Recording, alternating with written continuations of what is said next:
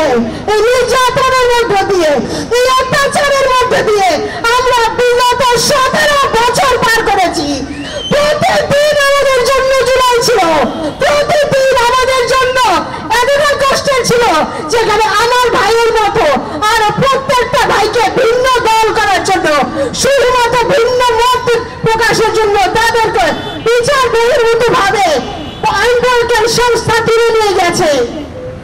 এবং illegal custody যেগুলো এখন সামনে আসছে, যেগুলো বিগত 11 বছরে এই ইন্টারভিউ গভর্নমেন্টের সময়ে সামনে আসছে, যে কত ভয়ানক এরকম টিএফআই সেল, ডিজিএফআই সেল এবং সিডিডিসি সেল, যেখানে শুধুমাত্র বিএনপি করার কারণে, শুধুমাত্র জামাত শিবির করার কারণে, শুধুমাত্র ভিন্ন দল ভিন্ন মত পোষণ করার কারণে তাদেরকে তুলে নিয়ে প্রচার করা হয়েছে।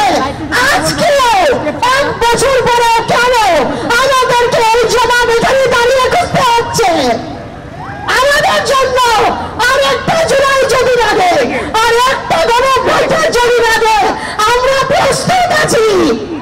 আমরা প্রত্যেকটা পরিবার, বাংলাদেশের আপামর জনগণ যে ট্রমার মধ্যে দিয়ে যাচ্ছি, খুনি হাসিনার যে সব অত্যাচার আমার ভাইদের উপরে করা হয়েছে, আমার ভাই সহ যারা গুম হয়েছে, যারা বিচার বহির্ভূত হত্যাকাণ্ডের শিকার হয়েছে, প্রত্যেকটা অন্যায়ের, প্রত্যেকটা মানবতা বিরোধী অপরাধের বিচার আমরা সামনে আনবো এবং প্রত্যেকটা সত্যকে সামনে আনবো। এই সত্যগুলোকে এখনো পর্যন্ত বাধা দেওয়া হচ্ছে, বাধা প্রদান করা হচ্ছে তাদের নামগুলো সামনে আনতে। আমরা পরিষ্কার বলে দিতে চাই, ইউনিফর্মকে, এই বাউন্ডারিকে